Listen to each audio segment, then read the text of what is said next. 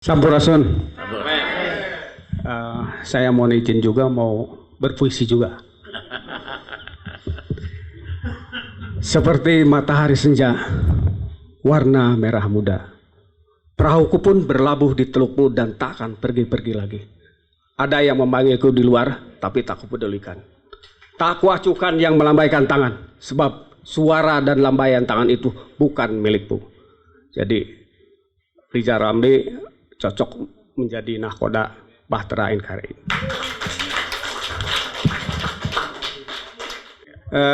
Kenapa saya mengatakan bahwa beliau cocok untuk menjadi nahkoda? Karena saya pernah menulis bahwa negeri kita ini adalah sedang dilanda tsunami mental dan ideologi. Dalam pelayanan saya setiap hari itu melayani pasien-pasien adiksi, itu sangat luar biasa sekali. Kita tidak bisa berperang dengan bandar narkotika nasional karena kita harus impor Duterte ke sini. Dan kita tidak bisa berperang dengan para pengkhianat karena kita harus mengimpor Honasan ke sini. Ya, itu seperti itu kira-kira. Karena saya bicara ini berdasarkan fakta pelayanan dengan Pak Ernawan di lapangan seperti itu. Jadi memang ke depan kita butuh, Bahtera ini butuh seorang nahkoda. Nahkoda yang mampu melewati tsunami tadi. Karena tsunami-nya sudah megatrust. Megatrust. Kalau mu'alim dan ABK-nya tanpa talent, tanpa attitude, tanpa skill, tanpa kompetensi, ya bukan seperti orang-orang yang punya keahlian khusus. Itu sangat sulit sekali untuk mencapai negeri yang baldatun toyibadun warobun gopur. Sangat sulit sekali. Maka saya ingin ke depan, mohon izin, kita mungkin harus kalau memilih ABK itu harus sesuai dengan talentnya, skillnya, attitude-nya, dan kompetensinya. Jadi jangan sampai nanti ke depan ada ABK yang pasiennya Pak Ernawan atau pasien kami yang cenderung psikopat ya, cenderung psikopat. Ya, jelas kenapa? Karena mereka nggak punya empati, tidak punya empati itu pasti itu gangguan kejiwaan, gangguan cenderung yang psikopat itu. Tidak punya empati kan dalam kondisi yang sangat sulit begini mereka berpesta fora. Istilah kami nehnik ya, tadi nehnik ada utang yang disembunyikan gitu ya dan seterusnya gitu kan, itu sangat sulit sekali itu untuk ke depan menghadapi hal-hal yang seperti itu. Dan yang pertama dilakukan adalah bahwa Bahtera NKRI ini adalah Bahtera yang luar biasa, Bahtera yang harus dijaga. Nah sebelum naik ini ABK harus ada litsus. Litsus itu harus diutamakan gitu. Jangan sampai ada ada orang yang masuk menyusup ke dalam. Maka kita bukan hanya otak kiri dan otak kanan yang harus kita fungsikan, tapi prefrontal cortex. Prefrontal cortex itu di setiap manusia ada namanya radar EFF, Identification Friend or Foe. Ya itu, mari kita di sini mungkin kita aktifkan radarnya supaya nanti ke depan bisa mengetahui di mana ada gunung es, di mana ada jurang dan seterusnya. Begitu aja. Terima kasih. Sampurasun. Mohon izin kesepuhan Lancet dulur sadaya Nyering Cumarios. Assalamualaikum warahmatullahi wabarakatuh. Abdi tepang Kang Rizal itu justru waktu awal ketika ketemu di Unpad, awal sekali. Itu mungkin 2005 ya, sekitar itulah. Jadi kalau saya lihat Abdi Ningal, Kang Rizal tetap konsisten. Tadi satu, pikiran, kata, intelektual, hati dan perbuatannya. Nah, saya tidak ingin retorik karena tadi kelihatannya, apalagi saya diberi juga untuk RI 1. Karena tadi kalau mau merubah tidak ada jalan lain. Menteri tidak mungkin berubah karena harus lapor bosnya. Bagaimana kepentingan bos itu?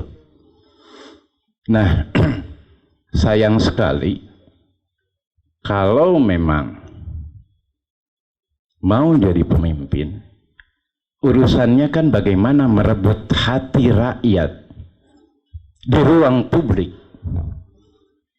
Karena itulah mungkin kalau tadi Kang Rizal tidak mau masuk kendaraan untuk mengantarkan menjadi pemimpin, itu menjadi sangat sulit.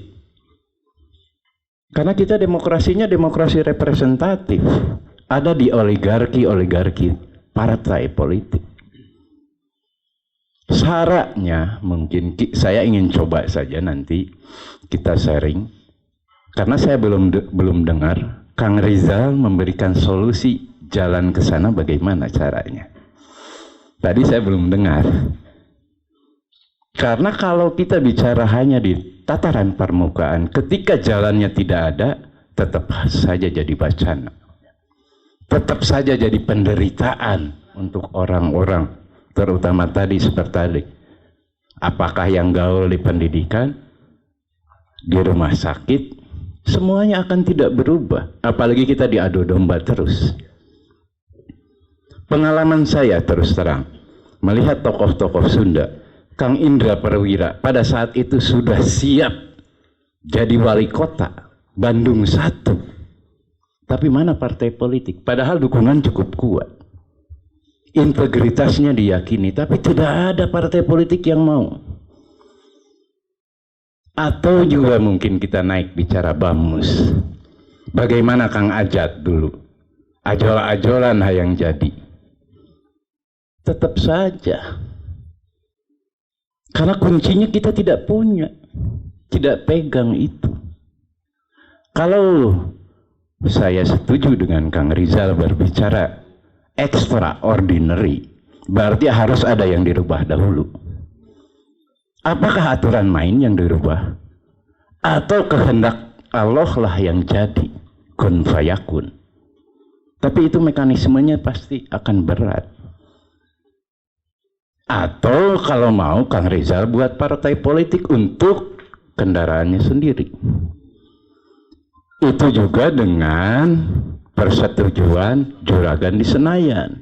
Kalau thresholdnya dihilangkan. Tapi kalau thresholdnya tetap tinggi akan repot Kang Rizal. Nah mungkin caranya kalau mau opini publik yang harus berkembang ke semua. Seperti tadi saya dengar Kang Rizal mau turun ke semua daerah menyapa. Kalau tidak, mohon maaf. Walaupun di sini tokoh Jawa Barat tidak bisa bersatu. Banyak contohnya. Karena apa? Masih si Gajapati. Diawur, ya udah, hancurlah. 20.000, 50.000 selesai urusan. Walaupun negara ini rusak, walaupun taruhannya adalah anak cucu kita. Nah, justru saya ingin dengar Kang Rizal mau seperti apa. Extraordinary harus seperti apa. Itu akan diuji. Kita sendiri akan diuji. Betul tidak? Jangan di depan, punten. Siga bendo, mohon-mohon di belakang, hati berbalik. Saya akan jawab. Bukan tidak mungkin barang ini ganti sebelum tahun 2024. Karena masalahnya makin lama makin ribet, rakyat juga makin nggak terima. Terus seenak-enaknya aja, rakyat lagi susah, listrik dinaikin, gas dinaikin, BPJS dinaikin, semua dinaikin. Yang marah sebetulnya rakyat kita udah banyak banget di seluruh Indonesia. Dan bukan nggak mungkin terjadi. Karena kalau kita nunggu siklus 2024, kalau tidak ada perbaikan dalam sistem, itu hanya recycling dari kejahatan pemilu tahun terakhir. Kejahatan IT, kejahatan macam-macam lah, aparat main dan sebagainya, itu hanya recycling dari kejahatan itu. Tapi even terjadi sesuatu, barang ini jatuh di tengah jalan, tetap perlu partai politik. Karena Undang-Undang Dasar kita mengatakan yang berhak mengajukan calon presiden itu adalah partai politik. Bahwa selama ini saya dengan sengaja tidak mau ikut partai politik karena memang belum waktunya. Tapi hari ini sudah waktunya. Dan banyak partai belum waktunya diumumin lah. Pertengahan tahun depan ya Bapak Ibu barangkali kaget partai apa yang dukung kita. Ya. Dan beberapa partai yang lain, partai menengah. Kita juga perjuangkan supaya threshold 0. Karena inilah biang keroknya. Ya. Karena untuk jadi bupati perlu nyewa partai, ongkosnya itu 40 sampai 60 miliar. Mau jadi gubernur perlu nyewa partai, ongkosnya 100 sampai 300 miliar. Presiden, saya dulu pernah ditawarin, Mas Rizal dari kriteria apapun, kualitasnya, bobotnya jauh dari calon-calon yang lain. Kita mau dukung. Terus, ya tapi kita perlu oli, Kang.